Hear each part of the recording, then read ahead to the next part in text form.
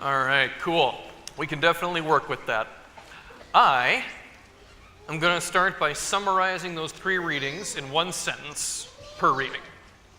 The first reading, return to God, all you people, as one.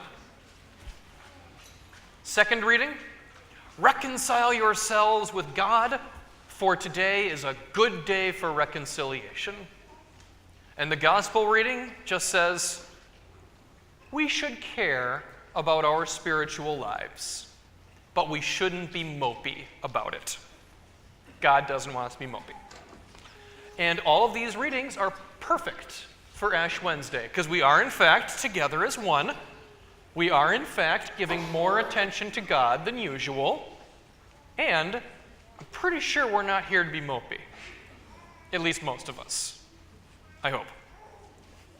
So, if you're looking for the key to making Lent a meaningful experience, for Lent to be a vehicle for you to grow as a person, if you're looking for that key, here it is.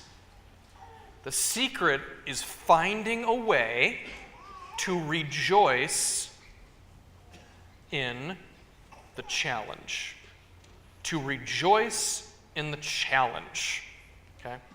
What I'm asking here is not extremely bizarre, because athletes do it all the time. So let's take a sounding on that topic.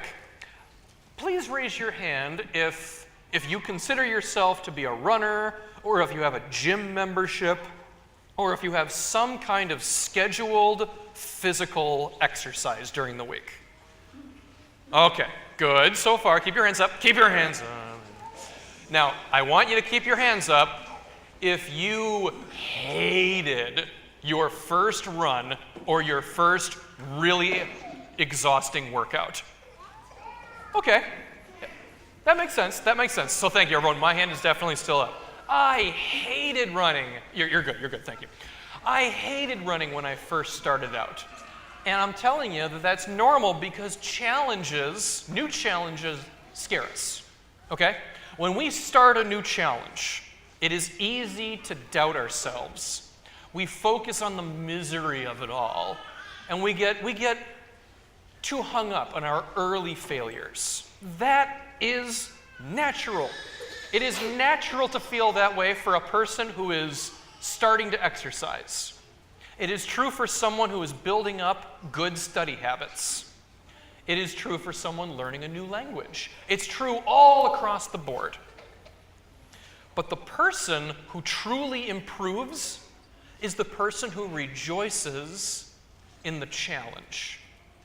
So that means that if they're running, they're not enjoying the burning of fat cells. Okay, it's certainly not true for me. When I'm 2/3 the way through my run, and I'm sucking wind, and I'm praying for death, and just trying to get back home, I'm not enjoying that.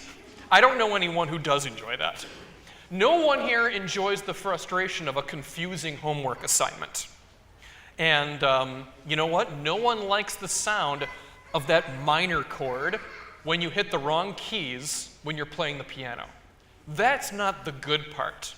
The good part is being able to look back at what you did and say, yeah, I used those 30 minutes wisely. And once you get to that point, then that feeling grows.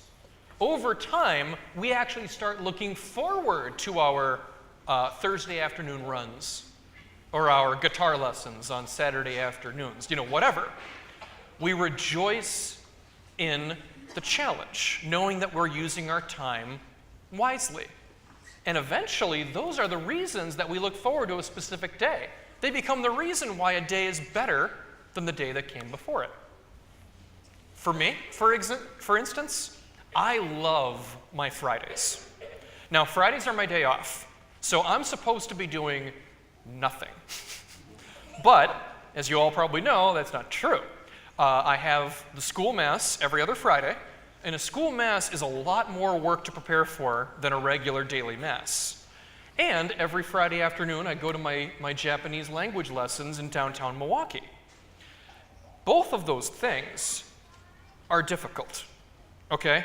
Both of those things take way more effort than drinking coffee and playing video games in my pajamas.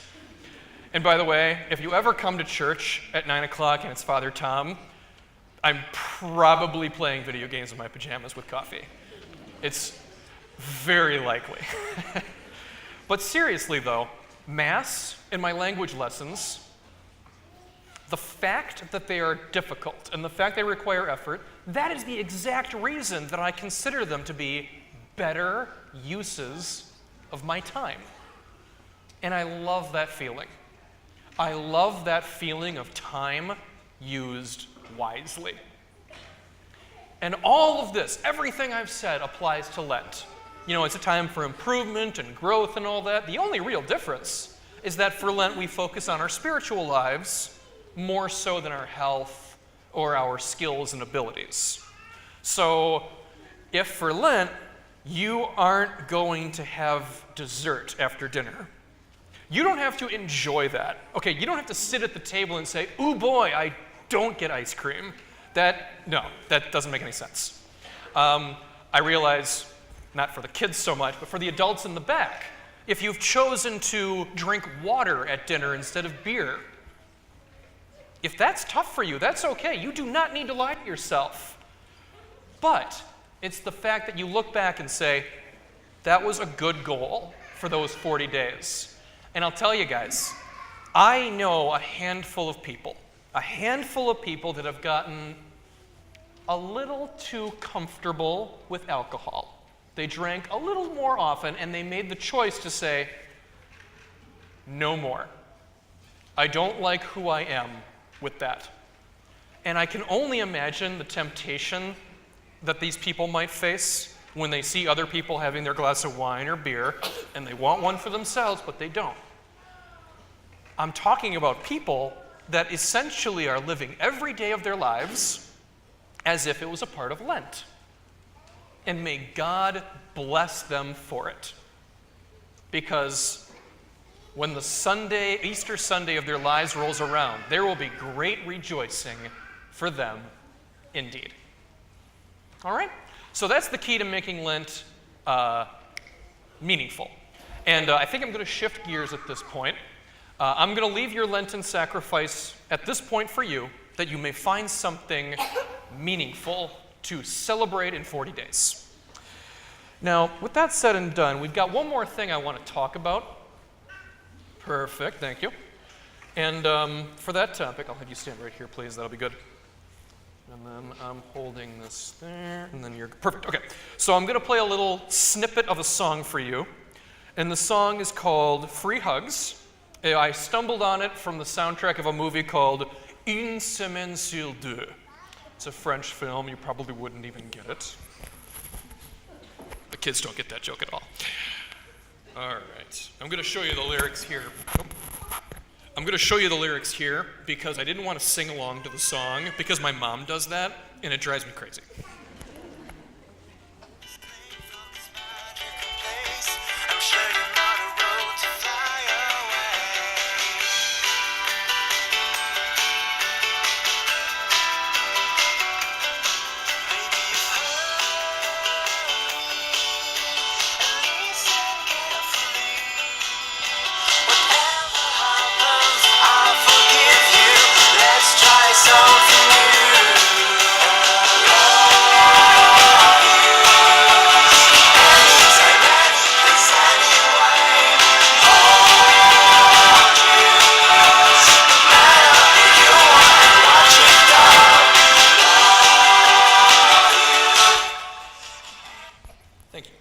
Down. I'll take the easel. Oh.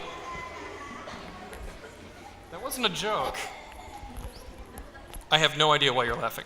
Okay, so for those of you that weren't able to hear the song all that well, the part was, now listen carefully. Whatever happens, I'll forgive you. Let's try something new. And I love you anytime, any place, anyway. And hold you no matter who you are or what you've done. I love that song. You can take that. It's just so happy. and every time that comes on, I can't help but just stop whatever I'm doing and just listen to that song because I love the lyrics and the general message that much. I love it. And it applies to our spiritual lives so well because it's about new beginnings. It's about goodbyes. It's about dying. It's about marriage. It's about God. It's about anything that involves someone speaking something to someone they care about. So, I am going to wrap this up with a challenge for you this Lenten season. If you've been listening to me, and if you're looking for that spirit of forgiveness and love this Lenten season, here is my challenge to you. Sometime within these 40 days till Easter, I challenge you to find someone you care about and say something truly meaningful to them. So I want you to say it alone, just the two of you, so that they're paying attention to you. And I want you to say something as if it was the first words that you spoke as friends. I'm talking about saying something meaningful as if it's the last thing you will ever tell that person. That's my challenge. And if you're going to take me up on this, if you're going to try to do this, I have a little side bet to make with you. Because if you're going to do this, and if you're going to speak to someone as if it's the last thing you tell them, I'm going to bet you that you won't be mopey and that you won't complain about something. I bet you that you will sound like the wisdom we heard in all three of our readings. I bet you that you will kind of sound like that song I played for you a couple of minutes ago. And even if you don't use the words, whatever happens, I'll forgive you, anytime, any place, any way. Even if you don't use those words, I'll bet they're indirectly there. And I'll bet that the Holy Spirit dwells with you at that moment.